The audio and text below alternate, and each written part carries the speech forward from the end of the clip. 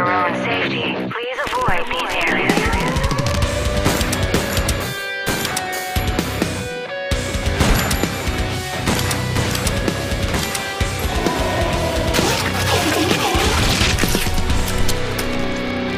Salut tout le monde, salut Médoc. Salut Thierry. Bienvenue dans Classe Edu Plus. Et cette fois-ci, c'est officiel. On est rentré là en période de fin d'année, donc on est en octobre. Octobre, novembre, décembre, c'est là où tout sort, tous les blockbusters.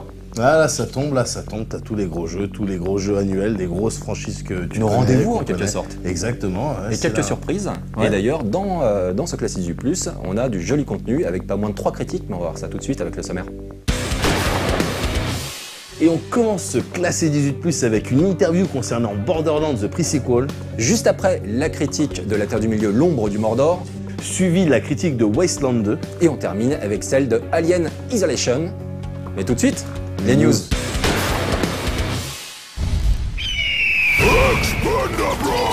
En attendant sa sortie prochaine sur PS4 et PS Vita, ainsi que la fin de sa période Early Access sur Steam, programmée pour début 2015, Broforce accueille régulièrement de nouveaux updates. En août, on a ainsi eu droit à l'extension gratuite Expandabros, basée sur le film Expandables 3, et ce mois-ci, le run and gun jouable à 4 accueille deux nouveaux personnages, The Broad, basé sur The Bride de Kill Bill, ainsi que Bromax, inspiré lui bien évidemment de Mad Max. Une nouvelle campagne située en Europe de l'Est a également été ajoutée, le contenu du jeu étant d'ores et déjà très impressionnant, et ce n'est visiblement pas fini.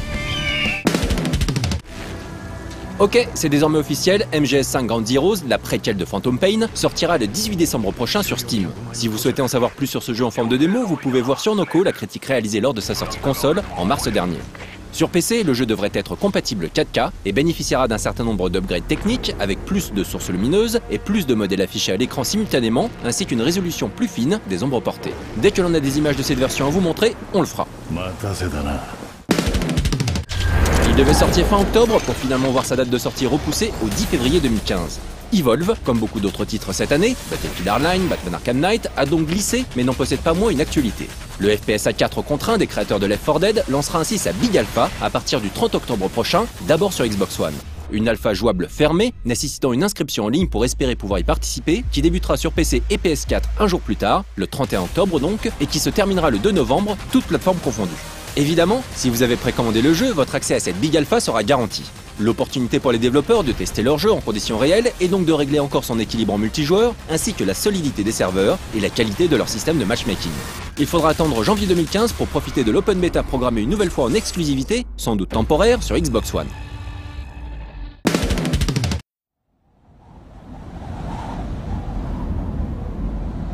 Supermassive Games, un studio plutôt spécialisé dans le portage sur console PlayStation, a récemment confirmé le passage de son survival horror Until Dawn sur PS4, le titre étant jusque-là prévu pour la PS3 et le PlayStation Move. Voici quelques images de cette nouvelle version. Visiblement inspiré du slasher, à la Massacre à la tronçonneuse ou Halloween, il mettra en scène 8 amis coincés en pleine montagne avec un psychopathe masqué. Très cinématographique et basé sur des choix opérés rapidement, le jeu proposera d'innombrables chemins et on aura l'opportunité d'incarner chaque personnage. On pense ainsi à Heavy Rain et à la série The Walking Dead de Telltale, la plus petite décision ayant a priori des répercussions importantes sur la suite de l'aventure, façonnant ainsi une expérience propre à chaque joueur. Until Dawn utilise le moteur de Killzone Shadowfall, ce qui lui assure un rendu graphique digne de la PS4 et profite de moyens conséquents avec des scénaristes et acteurs professionnels ayant travaillé pour la télé ou le cinéma.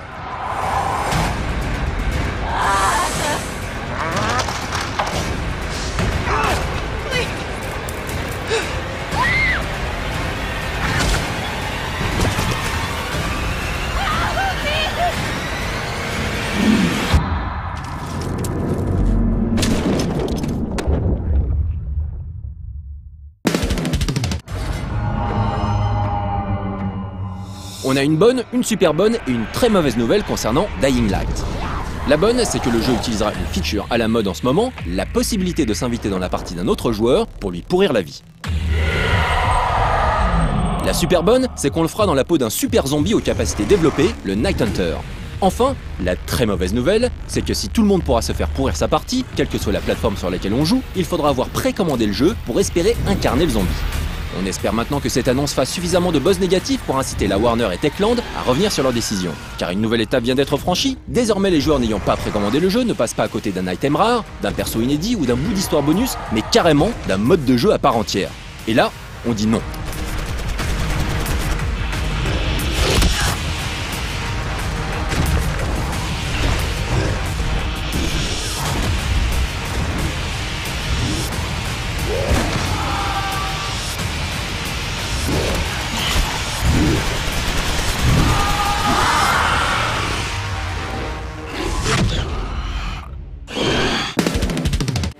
Le dernier trailer en date de Dragon Age Inquisition continue de rassurer sa fanbase de rôlistes en s'étalant sur un game system de plus en plus sexy. On nous montre ainsi un bout de processus de création de personnages, de la sélection de la race au choix de la classe, avec ce que ça implique en termes d'équipement de départ. On nous parle aussi de craft et d'alchimie en particulier, avec la possibilité de fabriquer des items offensifs pour avoir l'avantage en combat. Il est également question de loot, de légendaire même, le tout étant, on imagine, customisable dans tous les sens grâce aux différents maîtres ou forgerons que vous serez amené à croiser. En somme, on a affaire ici à un trailer qui expose des idées on ne peut plus classiques pour un RPG, des mécaniques de base du jeu de rôle en fait, mais qui, encore une fois, rassure quant à la direction prise par BioWare concernant ce prochain Dragon Age. De toute manière, on en aura le cœur net à l'occasion de sa critique dans un classé 18+ à venir.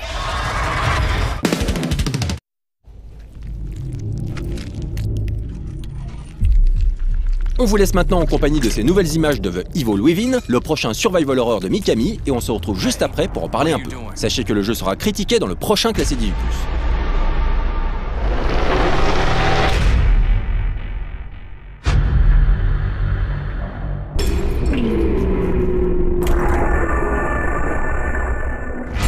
Dément, violent, acharné.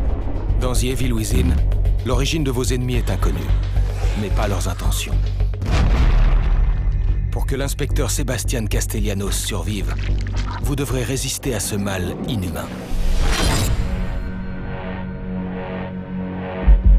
Wait, Doc. I think something's coming.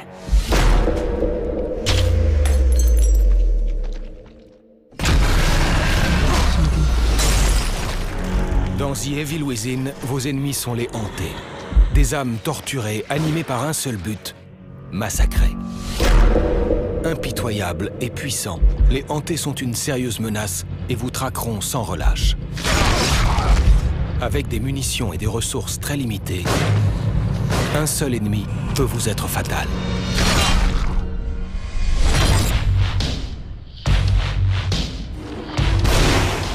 Mais vous aurez un ennemi plus grand encore. L'environnement lui-même est truffé de pièges. Fils de déclenchement, explosifs et gaz toxiques sont quelques-uns des dangers mortels qui menacent Sébastien. Soyez attentifs aux indices et transformez ces dispositifs en armes précieuses. Si les hantés sont terrifiants et l'environnement dangereux, certains ennemis sont eux si puissants que la mort ne suffit pas. Avec son marteau et les cerveaux de ses victimes, chaque frappe du gardien cause des dégâts mortels. Votre survie ne dépendra que de votre observation et de vos réflexes. Si fuir le danger peut garantir votre survie, la situation ne le permet pas toujours. Démontez les pièges du gardien et fabriquez des carreaux pour l'arme la plus polyvalente de l'inspecteur, l'arbalète Agonie. Les munitions de l'arbalète Agonie sont des pièces de mécanisme. Lorsque les balles viennent à manquer, vous pouvez utiliser différents carreaux pour harponner, électrocuter ou immobiliser vos adversaires.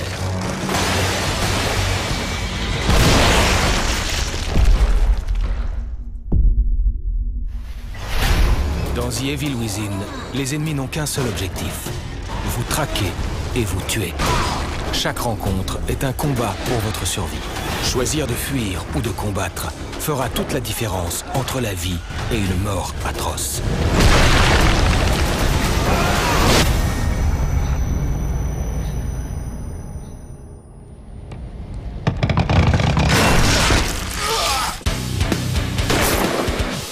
Donc là, on vient de voir quelques images du dernier trailer de Evil Within, qui devrait, si tout va bien, être critiqué dans le prochain 18+. Et donc, est-ce que ça t'a fait peur? Ça a fait son petit effet. J'étais pas là à me chier dessus, oh merde, j'ai besoin d'un autre froc. Mais ouais, tu me connais, hein, moi je suis un petit peu sensible à ces trucs un petit peu malsains. Et puis là, en l'occurrence, il y avait des trucs à la fois dégueulasses, c'est-à-dire visuellement dégueulasses, des trucs qui tombent par terre, et que l'autre avec sa tête coffre-fort, là, bon, c'est dégueulasse. On va en parler justement. Le monster design, c'est pour ça que je voulais revenir un petit peu sur Evil Within, avec ce fameux personnage qui s'appelle le gardien et qui a une tête de coffre-fort. Donc c'est marrant, ça renvoie un petit peu à l'Extra Life récent qu'on a fait sur la série Silent Hill, où on parlait de monster design. Et justement, je trouve que là, bon, on verra ce que donne le jeu, mais en tout cas, au moins à ce niveau-là, c'est pas mal.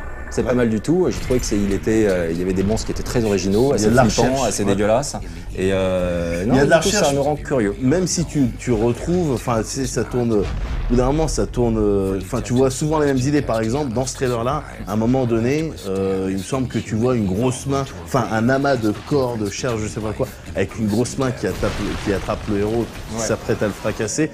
Bon, ben, c'est marrant. Il y a quelques jours, je sais pas si tu te souviens, je crois que c'était un autre teaser de Pity là, de Silent Hills, où tu voyais la porte qui se claquait de biais et puis qui s'ouvrait. Bon, ben dans ce couloir-là, il y avait un truc similaire qui poursuivait, enfin en tout cas, une main un petit peu dégueulasse qui poursuivait le personnage principal. Donc bon, il y a des idées. Pareil, la tête du coffre-fort, bon, ben basiquement, en toute rigueur, c'est un mec un petit peu dégueulasse, tu vois, avec un truc en acier sur la tête. Bon, bah, tu peux penser à Pyramided, hein. Enfin, tu vois. Ouais, un peu. Mais voilà, mais bon, du coup, moi, les mecs avec la tête de coffre-fort, je me dis, il y a plein de possibilités en termes de gameplay. Ouais. C'est déjà, tu peux hacker le coffre-fort.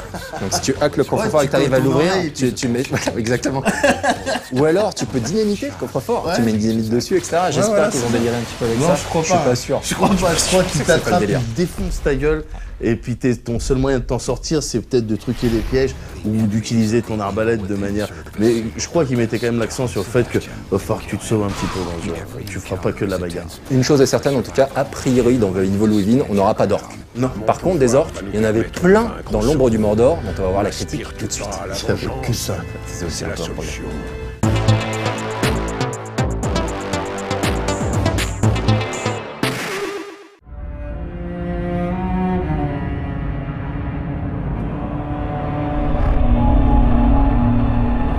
C'est pas parce qu'on n'a rien à dire qu'il faut fermer sa gueule, disait Michel Audiard. Il disait beaucoup de choses, Michel Audiard, dans la vie ou dans ses films. Des choses plus ou moins drôles, plus ou moins vulgaires, plus ou moins justes aussi.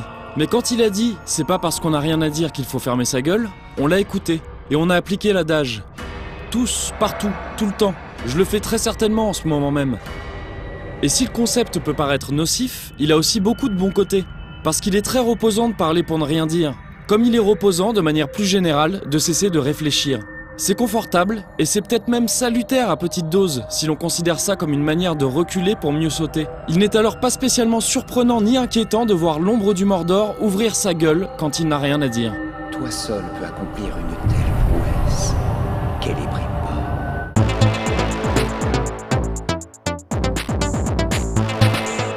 C'est ici, sur les flancs de la montagne du destin, que Sauron, le seigneur des ténèbres, fut vaincu par la dernière alliance entre les hommes et les elfes. Parce que ouais, soyons clairs, l'ombre du Mordor n'a rien à dire, ou si peu. Il n'a pas grand-chose à raconter déjà, alors qu'il a choisi de situer son action durant la période très peu décrite qui sépare le Hobbit du Seigneur des Anneaux. Le champ était pourtant totalement libre, Tolkien ne s'étant jamais vraiment trop penché sur les 77 ans qui séparent les deux récits, si ce n'est pour nous dire qu'ils ont vu Sauron réinvestir les terres du Mordor. Il est de retour au Mordor. Le jeu dont nous parlons aujourd'hui a décidé de nous placer dans la peau d'un ranger du Gondor, justement en poste aux portes du Mordor pour les surveiller en prévision du retour probable du taulier. Un retour qui ne tarde pas et qui implique la mort de notre ranger, ainsi que celle de sa femme et de son fils, vraisemblablement sacrifiés par un sorcier maléfique lors d'un rituel inconnu. Le ranger n'est pas content forcément, et comme il n'est pas tout à fait mort non plus, il va décider de se venger, avec l'aide du mystérieux esprit elfe qui l'habite désormais. Alors il va tuer un maximum d'orques, pour semer la pagaille dans l'armée de Sauron, attirer ce fameux sorcier qui a ruiné sa vie, et le tuer lui aussi. Pour bien que l'on comprenne ses motivations très complexes, on a appelé ce ranger Talion. Comme la loi qui dit œil pour œil, etc. Quant à son nouvel ami elfe qui lui confie de grands pouvoirs, disons que c'est pas n'importe qui. Et qu'il a lui aussi perdu sa vie et celle de sa famille à cause de Sauron. C'est après moi que Sauron en a. Et donc ça tombe très bien. On va pouvoir étriper, décapiter, lacérer et découper des centaines d'orques au nom de la vengeance. Tout le name ou le lore dropping à base de Gollum, de Saruman ou de Durtang n'y changera rien. On est face à un pitch de direct-to-vidéo taillé pour un Steven Seagal en surpoids. Et donc, l'ombre du Mordor n'a rien à dire. Mais ça ne l'empêche pas de l'ouvrir quand même, et de bien l'ouvrir. Dans un premier temps en tous les cas, lors d'une introduction assez futée, bien mise en scène et en jeu. Ça ne sera pas systématiquement le cas plus tard, mais l'ombre du Mordor garde généralement pour principe de bien énoncer le peu qu'il a à dire. Que ce soit grâce à sa technique assez efficace sur PS4 et Xbox One, ou ses quelques efforts de mise en scène. Et c'est un bon principe. Oui, on doit le récupérer. Il nous le faut.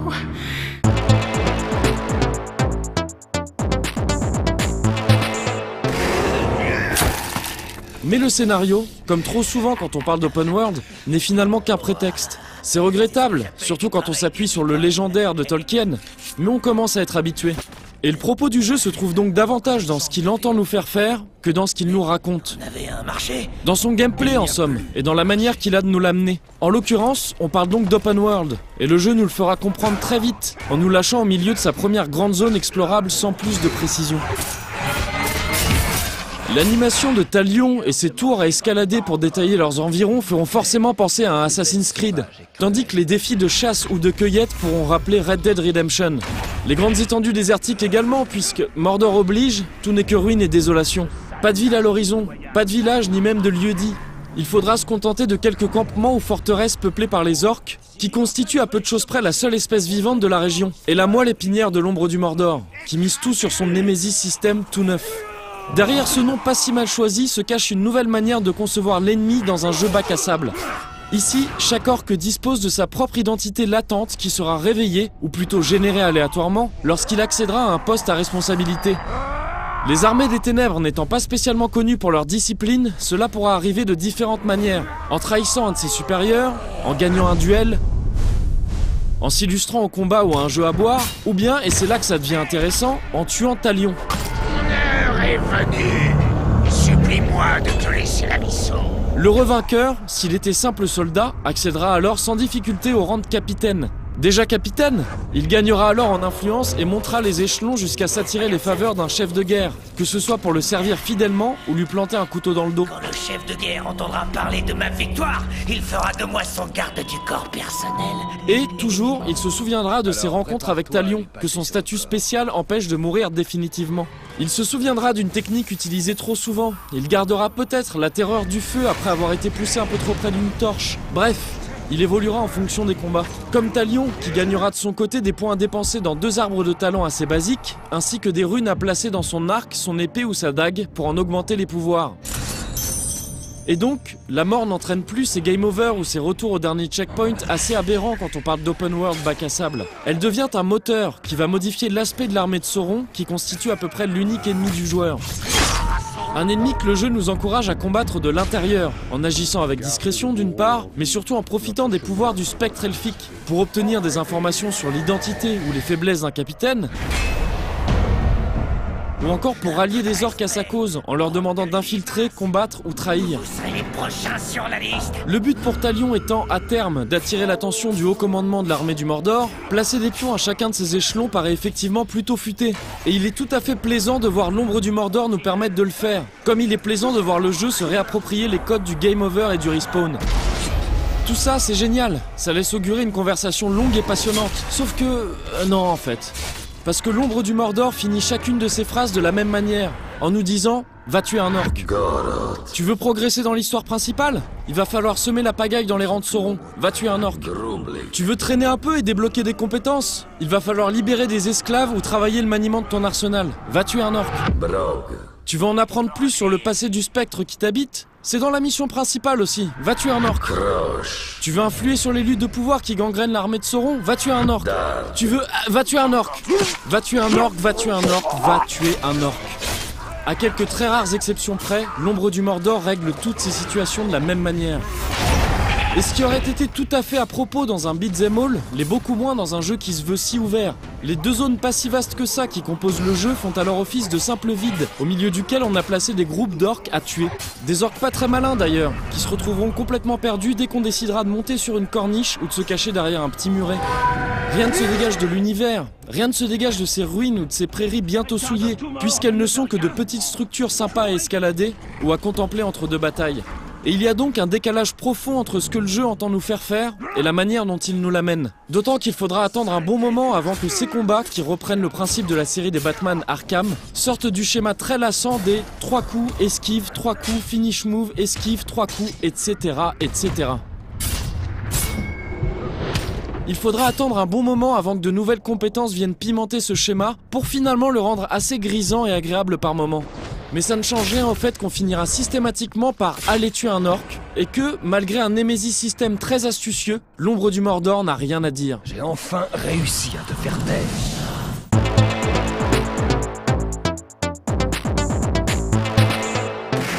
Tu as fait preuve d'instinct, de courage. L'ombre du Mordor n'a rien à dire. Qu'il s'agisse de propos ou de gameplay, le jeu ne fait que répéter « va tuer des orques ». Allons faire couler du sang. Parce que tu t'appelles Talion et que t'es en colère. C'est vide de sens comme de but, c'est inutile et c'est abrutissant. Et c'est très dommage d'avancer un Nemesis système si séduisant et si neuf pour lui faire fabriquer du vide. L'ombre du Mordor aurait donc pu choisir de se taire, de ne pas raconter cette histoire qui n'a finalement pas grand chose à faire dans l'univers de Tolkien, et de ne pas tenter de nous convaincre que c'est vraiment cool de tuer des orques. Seulement, c'est vrai que c'est un peu cool de tuer des orques, quand le Nemesis système traîne derrière. On aurait pu espérer du jeu un gameplay plus adapté à sa structure, ou une structure plus adaptée à son gameplay. On aurait pu espérer un discours plus élaboré et plus pertinent, mais peut-être qu'on s'en fout un peu finalement. Peut-être qu'il est reposant d'arrêter temporairement de réfléchir pour, pourquoi pas, tuer des orques à la chaîne dans un jeu qui tient tout de même à peu près la route. Peut-être, effectivement, que c'est pas parce qu'on n'a rien à dire qu'il faut fermer sa gueule.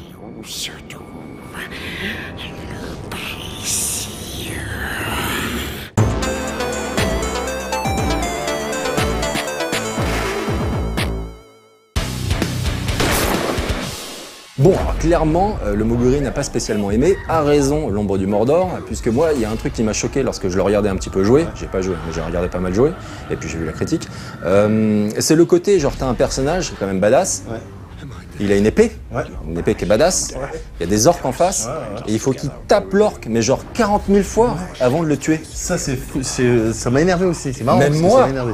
tu me files genre un épinel, il me faut 4-5 coups, pas plus pour tuer un orque. Maximum, peut-être 6 ou 7 pour un Urukai, mais tu vois pas plus, tu vois pas plus. Non, déjà il y a ça, donc le système de combat un petit peu feeling Batman et tout ça, avec des orques, tu les tapes, tu leur mets des coups de chlasse, donc très clairement des coups de chlasse et probablement avec de l'ice elfique, enfin je sais pas, tu vois. Et les mecs, ce qu'ils ont, c'est des étoiles autour de la tête parce qu'ils sont sonnés, parce que t'as fait.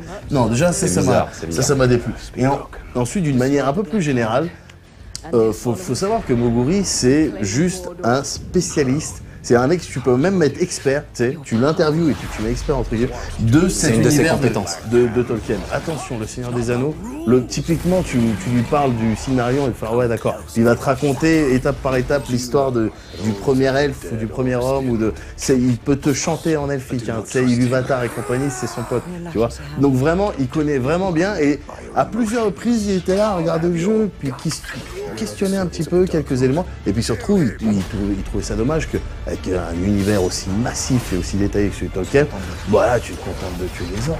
Ça, c'est un problème qui est un peu récurrent sur pas mal de titres la sortie en fin d'année, puis même globalement, c'est qu'on se retrouve très souvent avec des espèces de simili open world, je pense à Destiny, et au final on nous demande toujours un peu de faire la même chose au sein de ces univers. Je pense qu'il y a un vrai besoin de renouvellement à ce niveau-là. On a quand même une référence qui s'appelle GTA V, donc il y a des choses à piocher, mais il y a peut-être des choses aussi à créer et à innover. Heureusement, évidemment, t'imagines, putain, merde. Ah non, c'est sûr, il y a des... va falloir un petit peu bosser, les mecs. Est-ce qu'ils ont bossé, les mecs de Borderlands The Pre-Sequel? Je sais pas encore parce qu'on n'a pas fait la critique. Par contre, on est parti leur poser quelques questions qui peuvent éventuellement te donner quelques indices. On va regarder ça alors.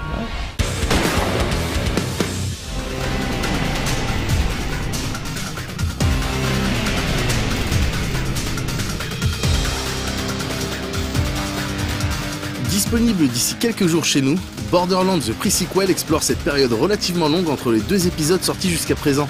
On y intègre le groupe de Handsome Jack, l'antagoniste principal de Borderlands 2, qui pour le coup se situerait presque du côté des gentils. Vous combattrez sur la lune de Pandore, Elpis, en incarnant l'un des 4 personnages du jeu.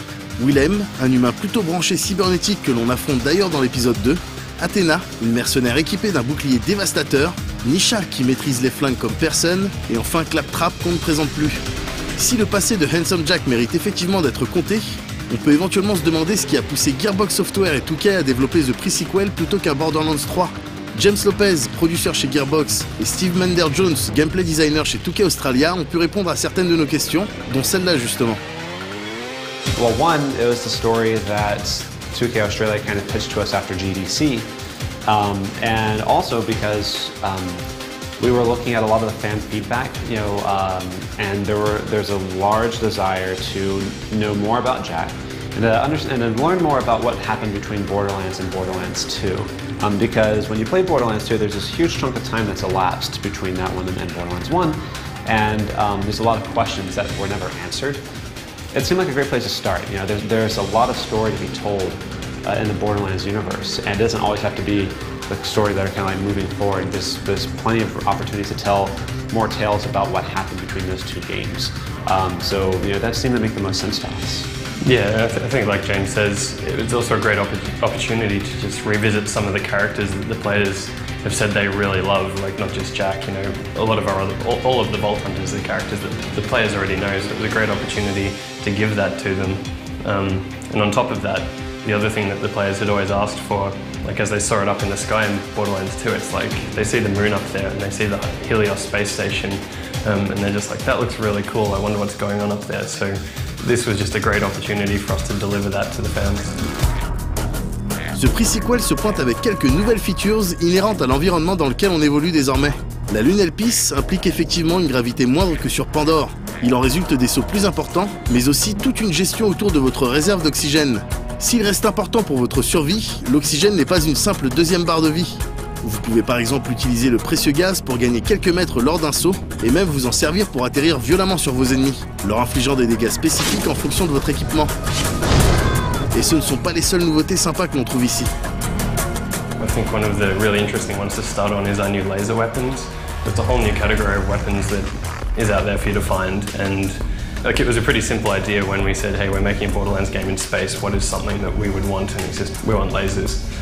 So it was a really easy decision there, and I really love the lasers because they're not just one type of weapon, there's actually like 4 different types of lasers, so it's like a whole subcategory in itself, so you can get like Ghostbusters style beam lasers or railguns or Stormtrooper blaster type lasers, so it's really a lot of fun to just find all these interesting lasers and pick out the ones you really like. I mean, Borderlands is a loot game, so I think that's an excellent thing.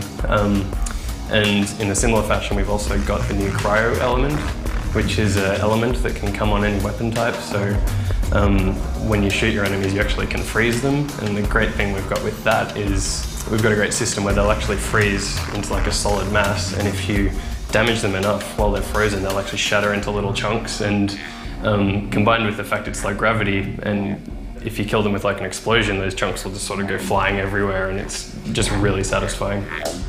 On note également la présence du Grinder, ce tout nouveau dispositif qui permet de se débarrasser de son trop-plein de loot de manière plus originale que la simple revente. Concrètement, on balance des items dans cette machine et quelque chose de potentiellement mieux en ressort.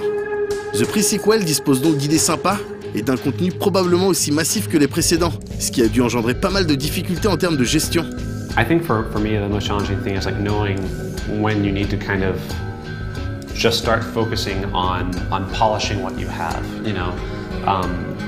Borderlands games have a lot of content in them. They always have. They're long games, especially whenever you factor in the fact that you have 4 playable characters. On Borderlands 1, we had 2 playthroughs. On Borderlands 2, we had 3 playthroughs. You think about all that content, that's just all the hours that go into that right there. And on top of that, we're still trying to put in like as many maps as we can, as many missions as we can, as many cool characters as we can. But there's a point where you have to just focus on making what you have as good as it can be, so that you can deliver the most polished experience possible. And it's always kind of it's always sort of bittersweet, because it's nice to know what's going to be in the final product, because you can just start to focus on that. But it's kind of sad also because there's all these ideas for missions and things that we want to do that at a certain point we just have to go, not this time, and so I think that's always, for me, that's one of the most frustrating and challenging parts of the process. Mais la gestion du contenu n'est pas le seul challenge que l'équipe a dû surmonter pendant le développement. A lot of my work was on the Vault Hunters and their skills and their action skills. It was an interesting challenge because being the 3rd main installment in the Borderlands series, we've got a lot of fans who are quite adept at the game, like they're really good at it, they know their Borderlands inside out, so designing the skills, you got to keep those players in mind. So you want, like, we're a little bit more ambitious, a few more sort of technical and advanced kind of skill trees and stuff, but on the other hand, we need to make sure that these characters are suitable to play for new players entering the franchise. So it's sometimes tricky to strike a balance between catering to both of those types of players, but I think between all the designers we had on that, we did an excellent job, and I think all 4 of the characters can appeal to all types of players, and I think that's turned out really well. On espère être effectivement enthousiasmé par The Pre-Sequel, même si Gearbox Software n'est pas systématiquement synonyme de qualité, à l'image des Aliens et autres Duke Nukem qu'on essaie encore d'oublier. Mais lorsqu'il s'agit d'une de leurs licences, ils semblent être un peu plus attentifs. Quelle que soit la configuration, on sera de toute manière amené à vous reparler de ce prochain Borderlands pour sa critique prévue dans un classé 18+, très prochain.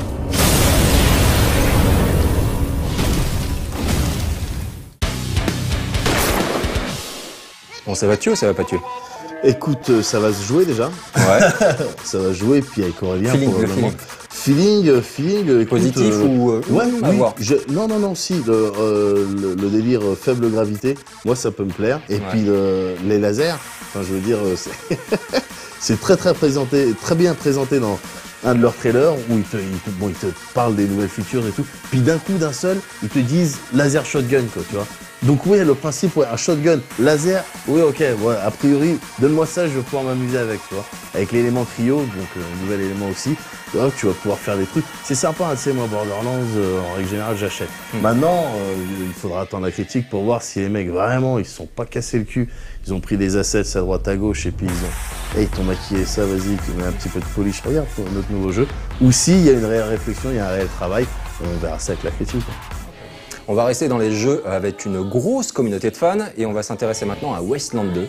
Oui, Wasteland 2 est désormais disponible, on l'a attendu très longtemps.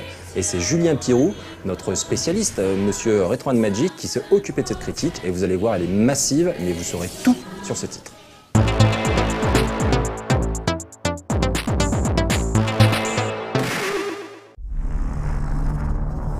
Sorti en 1988 sur Apple II, Commodore 64 et sur PC, Wasteland est considéré comme un grand classique du jeu de rôle sur ordinateur. Cette coproduction entre Interplay et Electronic Arts était pilotée par Brian Fargo, alors connu pour la série des Bard's Tale. Wasteland avait tout pour proposer une expérience mémorable. Un univers post-apocalyptique mature, un gameplay solide inspiré du jeu de rôle papier Tunnels and Trolls et un niveau de scénarisation et d'écriture bien supérieur aux autres RPG sortis à la même époque. C'est bien simple, l'histoire de Wasteland était si riche qu'elle ne tenait pas sur la disquette, il était donc nécessaire de la suivre dans un livre fourni avec la boîte en se référant à certains paragraphes précis lorsque le jeu le demandait. Le succès de Wasteland fut tel que tous les joueurs attendaient avec impatience une suite, et ils attendirent longtemps. Car entre-temps, Electronic Arts et Interplay s'étaient déclaré la guerre. Electronic Arts avait les droits sur la marque et l'univers Wasteland, mais l'oublia dans un coin à l'exception d'une pseudo-suite mal aimée, Fountain of Dreams. Finalement, en 1997, Interplay décida de créer une nouvelle licence post-apocalyptique qui ferait office de successeur spirituel à Wasteland. Ce jeu, c'est bien entendu Fallout, qui comme son ancêtre en son temps, allait imposer un nouveau standard pour les jeux de rôle micro. Et le temps passa. Interplay dépérit et Fallout finit par passer aux mains de Bethesda. Brian Fargo partit fonder une nouvelle société, Inxile Entertainment, et commença à se renseigner sur le statut de la marque Wasteland. Il découvrit qu'Electronic Arts n'avait plus les droits sur le nom Wasteland, désormais détenu par Konami, qui l'utilisait au sein de sa franchise Yu-Gi-Oh!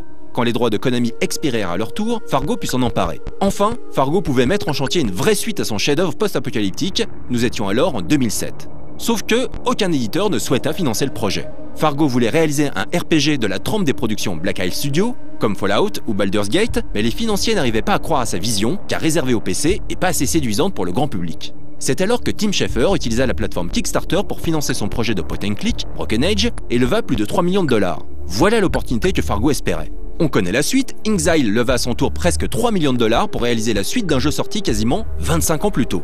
C'était en avril 2012, 2 ans et demi plus tard, Wasteland 2 est enfin disponible. L'apocalypse est désormais une chose du passé, il est temps de s'aventurer dans les terres désolées.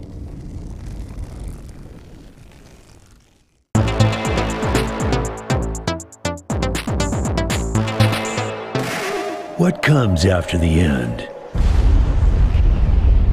I don't know. Personne ne sait qui appuyait sur le gros bouton rouge, ni pourquoi, ni contre qui.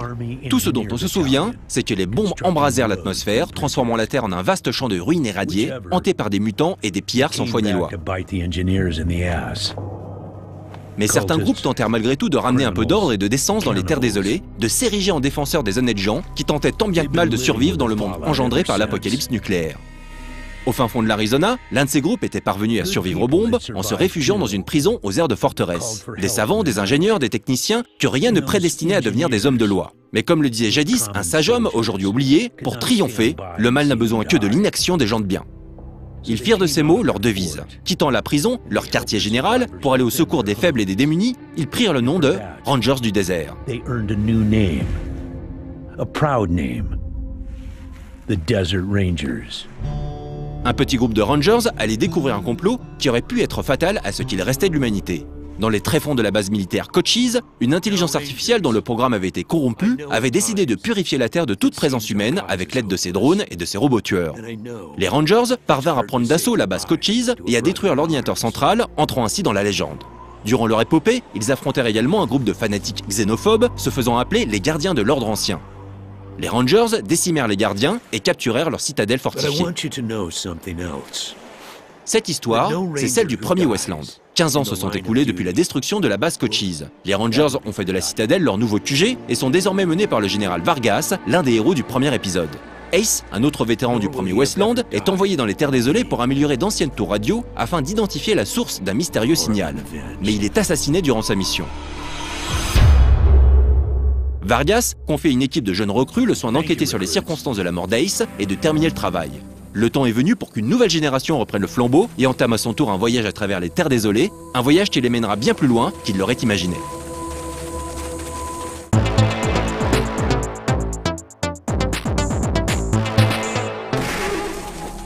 Westland 2 est un jeu de rôle tactique en 3D où l'on contrôle en vue de dessus une équipe de 4 Rangers du désert, auxquels s'ajoutent jusqu'à 3 compagnons rencontrés en cours de route.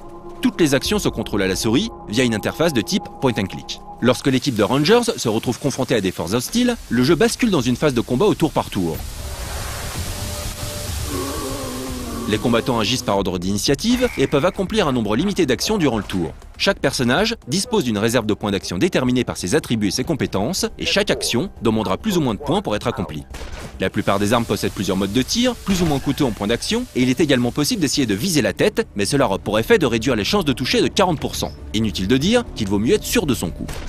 A l'inverse, il est possible de s'accroupir, ce qui aura pour effet d'augmenter les chances de toucher et de diminuer les chances d'être soi-même touché.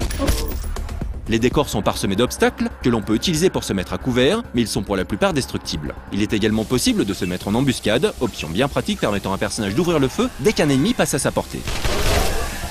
Au premier coup d'œil, la filiation entre Westland 2 et les jeux Fallout, développés par Black Isle Studios, est flagrante. Outre des mécaniques de jeu très similaires, on retrouve des détails familiers comme les armes et objets que l'on peut placer dans la main gauche et la main droite. Les fans relèveront également des clins d'œil amusants, comme un système d'attributs dont les initiales forment le mot classique, faisant évidemment référence au système de jeu de Fallout, nommé Special. On sent vite que Brian Fargo et l'équipe d'Inxile ne cherchaient pas tant à donner une suite à Westland qu'à se réapproprier la série Fallout. La principale différence venant du fait que dans Westland 2, on ne crée pas un seul personnage, mais 4. La création de personnages s'effectue en dépensant des points dans des attributs et des compétences de départ. Il est également possible de choisir l'apparence du personnage, de lui donner un nom et une histoire, et même d'importer ses propres portraits, ce qui explique la présence de Toshiro, l'ami d'Albator, parmi les Rangers du désert dont vous pouvez admirer les exploits dans cette critique.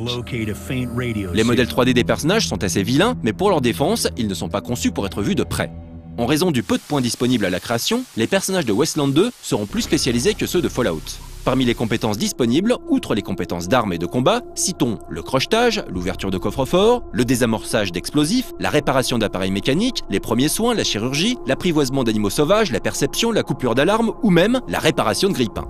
Une compétence qui existait déjà dans le premier Westland et qui ne servait à l'époque à rien. Au moins dans Westland 2, on trouvera régulièrement des grille-pains en attente de réparation. Lorsqu'un personnage utilise une compétence, un pourcentage représente ses chances de succès et un autre, ses risques d'échec critiques. Plus le niveau de compétence est bas, plus les risques d'échec critiques sont élevés. C'est plus important que ça en a l'air, car un échec critique en essayant de crocheter une serrure, par exemple, aura pour effet de la bloquer définitivement, interdisant toute nouvelle tentative. Heureusement, les joueurs créatifs pourront trouver d'autres méthodes pour s'en sortir, la plupart des portes sont ainsi destructibles. Attention toutefois avant d'essayer d'ouvrir un coffre-fort à la dynamite, car il y a toujours un risque de détruire également son contenu. Westland 2 est un jeu très bavard. Les personnages ont énormément de lignes de dialogue, parmi lesquelles on navigue à l'aide de mots-clés. Il est possible de taper soi-même ces mots-clés, à l'ancienne, pour déclencher des dialogues secrets. Le jeu compte pas moins de 3 compétences liées au dialogue: Hardass, alias gros dur en français pour intimider, Smartass, alias petit malin pour manipuler, et Kickass, alias lèche-botte pour séduire. Chaque action effectuée avec succès en dehors des combats permet de gagner des points d'expérience. Lorsqu'un ranger a récolté assez d'expérience, le joueur pourra utiliser sa radio pour contacter la citadelle et obtenir une promotion, autrement dit, gagner un niveau supplémentaire. Chaque niveau octroie 2 petits points de compétence. Vu le prix que coûte l'augmentation des compétences, on se retrouve très rapidement à économiser ces points pendant plusieurs niveaux en attendant de pouvoir en faire quelque chose. Le joueur voyagera d'une zone à l'autre sur une carte globale de la région. Il s'agira alors de surveiller ses réserves d'eau et le niveau de radiation ambiant. Des rencontres aléatoires, souvent périlleuses, avec des pillards, robots ou animaux mutants, se déclencheront parfois, mais pourront être évitées grâce à la compétence survie. La première moitié de Wasteland 2, qui demandera 25 à 30 heures de jeu pour être bouclée, se déroule grosso modo dans la région du premier Wasteland et sera l'occasion de revisiter quelques lieux familiers qui n'ont pas toujours gardé de très bons souvenirs de la précédente visite des Rangers du désert. La deuxième moitié du jeu, en revanche, entraînera le joueur dans des contrées inédites dont on vous laisse la surprise. Il n'y a pas de bonne ou de mauvaise façon de jouer à Wasteland 2. Chaque rencontre, ou presque, peut être abordée de plusieurs manières différentes, et le jeu place souvent le joueur devant des choix cornéliens. Dès le début de l'aventure, le joueur doit choisir d'aller aider la ville de Highpool ou le centre agricole, 2 lieux issus du premier Wasteland. Au joueur de prendre sa décision, sachant qu'il condamnera une des 2 communautés à une mort atroce, ou l'art de poser l'ambiance.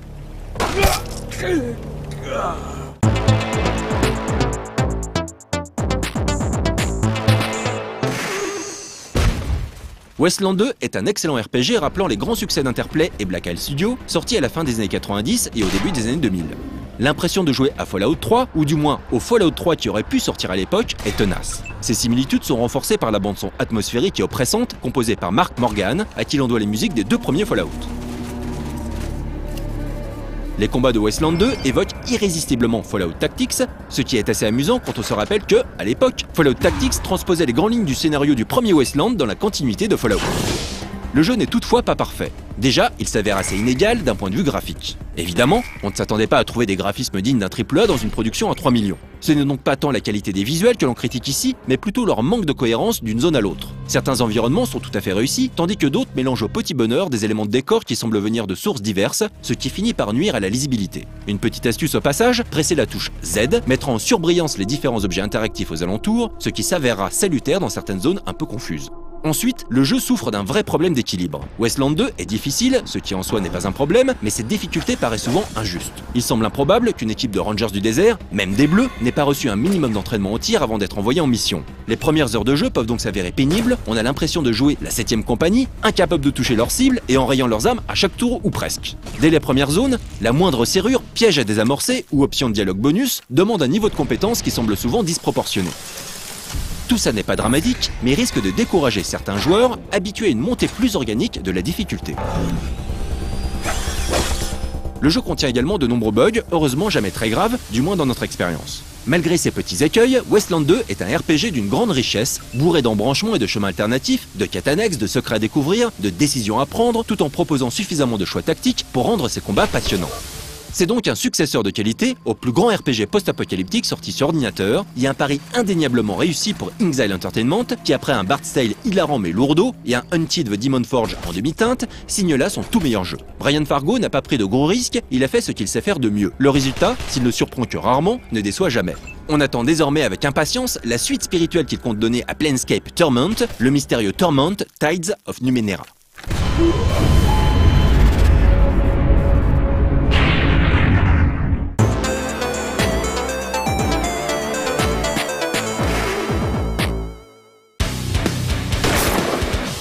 Bon, si vous aimez les RPG old school, vous savez ce qu'il vous reste à faire. Je pense que Wasteland 2 s'impose. Maintenant, on va passer à un autre type de jeu, alors complètement différent, et on va rester une nouvelle fois, c'est magnifique, dans les univers de fans avec le nouveau Alien. Donc ça fait un peu peur parce que le dernier il était vraiment pas très bon, vous allez voir ça. Et mais le nouveau là, Alien Isolation, donc c'est un jeu de survie, c'est pas un FPS, et on est seul, quasiment, avec un alien. L'alien, on peut pas le tuer. Est-ce que le jeu fonctionne? La réponse est avec la critique.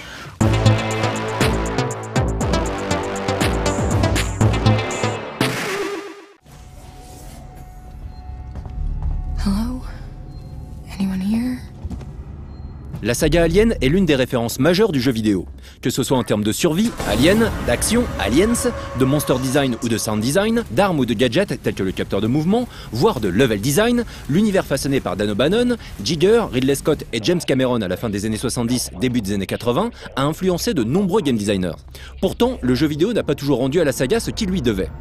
Comme le prouve le Aliens Colonial Marines, sorti en 2013, FPS de triste mémoire, attaqué en justice pour publicité mensongère, éreinté par la critique et les fans, dont le développeur, Gearbox Software, et l'éditeur, Sega, se rejettent encore aujourd'hui la responsabilité de l'échec. Inutile de vous dire qu'après une telle panade, l'annonce de la sortie d'un nouveau jeu sous licence Alien par Sega n'a pas été accueillie par des ululements de joie. D'autant que le studio de développement auquel le jeu a été confié, The Creative Assembly, connu pour les Total War, n'était jusque-là jamais réellement sorti du genre stratégie. Pourtant, au fil du temps et des présentations hands-on de ce nouveau titre nommé Alien Isolation, il est vite apparu évident qu'il n'avait pas grand-chose à voir avec son malheureux prédécesseur. Un jeu de survie, où l'action passe au second, voire au troisième plan, un seul alien impossible à tuer, une esthétique globale reprenant le contexte 70s du premier film, et d'immenses corridors métalliques parsemés de planques provisoires où le joueur peut se recroqueviller le temps qu'un ange de la mort passe.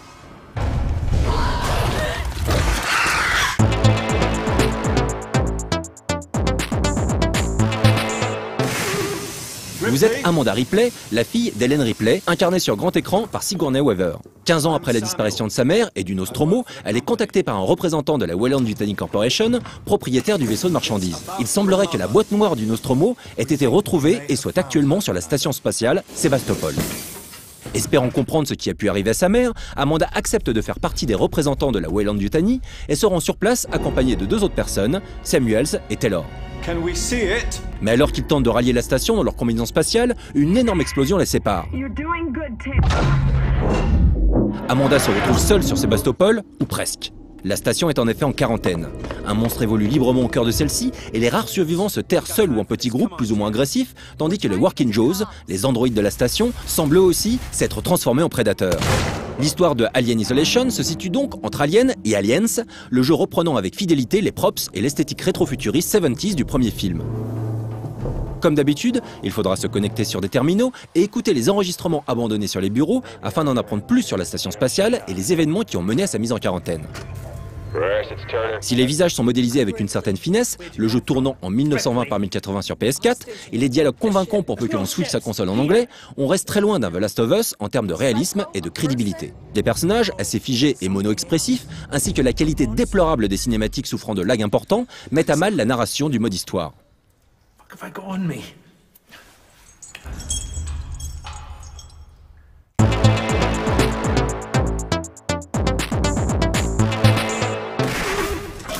Alien Isolation se joue en vue subjective, mais n'est pas pour autant un FPS. Vous passerez ainsi plus de temps planqué dans une armoire qu'une arme à la main. Amanda Ripley, le personnage incarné, n'est pas un soldat et fait montre de son dégoût lorsqu'elle assiste à la mise à mort d'un pillard au début du jeu. Mais elle ne manque pas pour autant de ressources ni de combativité. Elle peut utiliser un outil de maintenance comme arme de mêlée, diverses armes aussi, et fabriquer de nombreux gadgets. Elle peut courir, au risque d'alerter les prédateurs à proximité, quels qu'ils soient, ramper et se planquer sous les lits, les tables, mais aussi à l'intérieur des conduits d'aération, d'armoires, voire de petits containers. La furtivité est votre premier allié dans le jeu. En l'absence de cover system assisté, vous pouvez aussi vous accroupir derrière des éboulis ou des éléments de décor afin de passer inaperçu et utiliser la gâchette L1 de manière à jeter des coups d'œil furtifs autour de vous. En revanche, il n'est pas possible de sauter ou de franchir un obstacle, aussi petit soit-il, autrement qu'en faisant le tour, ce qui peut s'avérer être autant un frein à la progression qu'à l'immersion. On a ainsi souvent la sensation de se déplacer dans des environnements en dur comme bétonnés, où l'immense majorité des éléments de décor auraient été cloués au sol. En explorant le Sébastopol, vous serez amené à récolter divers items et composants qui serviront à crafter des medikits, fumigènes, cocktails Molotov et autres gadgets permettant la plupart du temps de créer une diversion, comme des bruiteurs par exemple. Mais il faudra pour ce faire trouver les schémas de fabrication correspondants. Des piles sont également nécessaires afin de recharger sa lampe frontale, tandis qu'un outil de piratage portatif upgradable permet de hacker certaines portes via des petits puzzle games. Il est aussi possible de jouer avec l'environnement en tripatouillant des panneaux électriques afin d'ouvrir certains passages en réattribuant selon son bon vouloir l'électricité. Désactiver le recyclage de l'air, par exemple, entraînera l'apparition de volutes de fumée tout en permettant, peut-être, d'ouvrir les conduits d'aération. Et puis évidemment, Amanda s'équipe très vite d'un capteur de mouvement. Notez le léger flou en arrière-plan lorsqu'on l'utilise, qui limite la visibilité du joueur et augmente en conséquence son stress, déjà mis à mal par les bips de l'appareil et le moindre bruit dans les conduits. Le capteur permet aussi d'avoir une idée de la direction globale de son prochain objectif, sachant qu'une carte peut être affichée à tout moment. Les différentes sections du Sébastopol s'ouvrent rapidement, permettant au joueur de retourner en arrière afin de récolter les ingrédients nécessaires à la fabrication de tel ou tel gadget. Mais il faudra toujours être sur ses gardes. Si les premières apparitions de l'alien sont scriptées, rapidement ce dernier évolue librement dans les niveaux et peut donc faire irruption à tout moment, où que vous soyez, même si l'on s'éloigne de l'objectif en cours. Et se planquer ne sera pas toujours suffisant. S'il s'approche de l'armoire où vous êtes caché, il faudra parfois retenir sa respiration et plaquer son corps au fond de celle-ci pour éviter de se faire violemment déloger. L'alien réagit aussi au son et utiliser son capteur de mouvement peut être mortel si ce dernier est trop proche, d'autant plus qu'il fait parfois mine de s'éloigner, mais reste néanmoins aux aguets à proximité. On appréciera à ce niveau la gestion des lumières et donc des ombres dynamiques qui permettent parfois d'observer à bonne distance les mouvements du prédateur. L'intelligence artificielle de l'alien, et dans une moindre mesure celle des Working Jaws et autres pillards, constitue l'une des plus belles réussites du jeu. Il est même possible de jouer avec l'alien, ce qui peut s'avérer être à double tranchant. Pour débarrasser une zone de ces pillards, il suffit souvent de les forcer à tirer ou de lancer un bruiteur afin que l'alien apparaisse et fasse le ménage pour nous. Mais ce faisant, l'alien sera là, tout prêt à notre recherche. Comme on le disait plus haut, la furtivité sera votre premier allié. D'autant plus que les sauvegardes ne sont pas automatiques et s'opèrent à l'aide des save stations dispersés dans les niveaux. Il arrivera fréquemment, sachez-le, de jouer de nombreuses minutes sans pouvoir sauvegarder, au risque donc de devoir se retaper toute une section de jeu, encore et encore. Du die and retry sans possibilité d'apprendre des patterns préprogrammés, puisque le comportement de l'alien est totalement aléatoire. Cette gestion à l'ancienne des sauvegardes participe grandement à l'ambiance étouffante du jeu, mais pourra rebuter les joueurs impatients. Alien Isolation propose deux modes de jeu. Histoire et survie. Ce dernier est un mode à objectif où le joueur est seul avec l'alien. Votre score final, basé avant tout sur le temps, apparaîtra dans les classements en ligne du jeu. Seul souci, il ne propose pour le moment qu'une seule map, d'autres étant prévues pour de futurs DLC. Dernier détail, sachez que si vous êtes équipé d'une caméra PlayStation, celle-ci peut être activée, auquel cas vos mouvements de tête seront pris en compte, tout comme le bruit ambiant.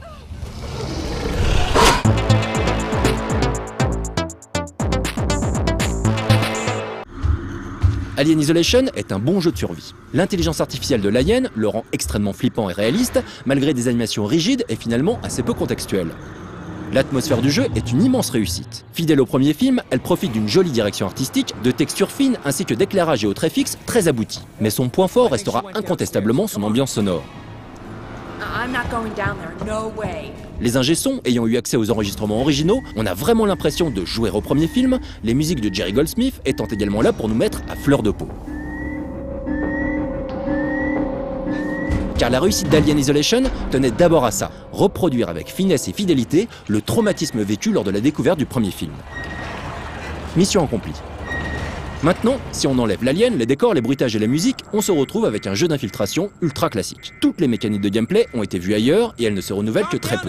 On passe donc l'essentiel de son temps à débloquer des portes, tout en jouant à cache-cache avec l'alien, ce qui finit à terme par devenir redondant, malgré l'impact évident de la franchise sur notre imaginaire, et donc notre propension à nous immerger. Une immersion qui aurait pu être améliorée via une histoire réellement originale qui se contente ici de décalquer celle du premier film ou en profitant davantage des performances des machines actuelles.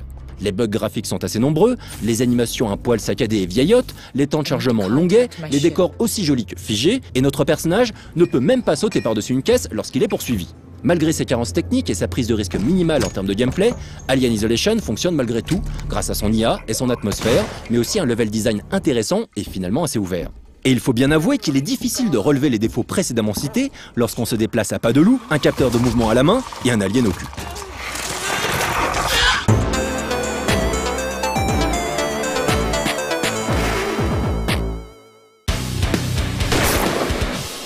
Alors Thierry, est-ce que tu as été amené au cours de ta critique de jeu, de ton test, à avoir recours à des petites lingettes pour t'essuyer ton froc parce que tu t'es chié dessus ou pas?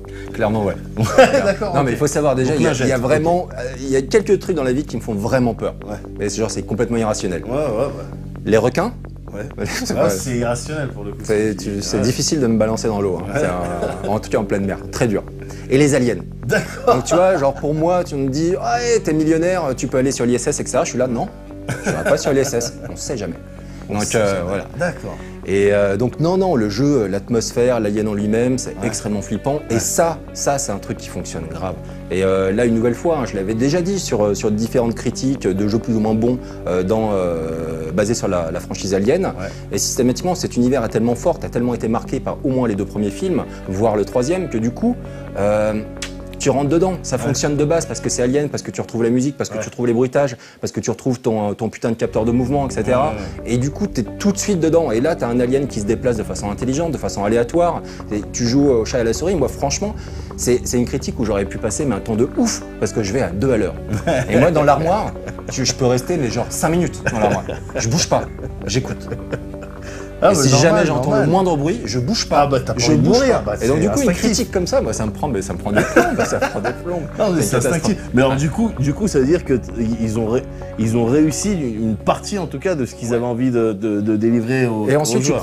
tu prends du recul parce que bon, tes critiques de jeux vidéo, etc. T'en as vu beaucoup passer. Tu enlèves genre tout ce qui fonctionne. Donc quelque part, le fan service, la puissance de la licence, et tu te retrouves au final, quand tu réfléchis, quand tu t'éloignes un petit peu du sujet, avec un jeu d'infiltration qui est très clairement classique et qui est pas franchement next-gen. C'est-à-dire, moi j'attends plus aujourd'hui de ce type de jeu sur PS4, sur Xbox One et évidemment sur PC. Et clairement, il y a encore d'énormes progrès à faire et c'est pas simplement des décors plus fins, des textures plus fines qui vont changer quoi que ce soit. Si tes animations sont pas contextuelles, si tu sens pas ton personnage, si l'alien il peut pas genre grimper le long des murs et tu vois le sentir vraiment genre qu'il colle aux environnements mais qui se déplace un peu de façon gauche, elles sont pas trop mal les animations, mais elles sont pas trop mal. J'aurais pu dire la même chose sur PS3. Et donc sur PS4, parce que la critique a été faite sur PS4, j'attends beaucoup plus. Donc j'attends qu'un cap soit franchi et clairement, avec une franchise comme celle-ci, tu peux faire le jeu le plus terrifiant du monde. Il suffit juste que tu rajoutes une piscine et un requin dedans, et c'est fini. Voilà, c'est fini. Un alien qui nage, mais il y avait ça dans un des films. Ou un requin qui est dans l'espace. Attends, c'est dans le 4, c'est celui de Jean-Pierre Jeunet. Ouais, c'est ça. Un requin dans l'espace, tu te chies dessus pareil. Un requin avec un scaphandre de... Non, il ferait marrer. C'est vrai que c'est rigolo. C'est des limites. Bon, en tout cas, un jeu qui potentiellement va nous faire flipper grave, moi comme toi, ce sera The Evil Within. On espère pouvoir vous proposer la critique dans 15 jours. On aura également potentiellement la critique d'un RPG. Ouais, tout à fait. Je crois, si je raconte pas de bêtises, qu'on aura Dragon Age Inquisition. La critique de Dragon Age. Alors ça, on l'a reçu là, Non, pas encore. Mais on va recevoir, on espère. Et on vous parlera d'Assassin également, puisque tu as été réalisé des petites interviews. Bien sûr. Donc on pourra vous en dire un peu plus sur ce nouveau jeu de la série. Et donc on se retrouve dans 15 jours. D'ici là, portez-vous bien. Ciao tout le monde.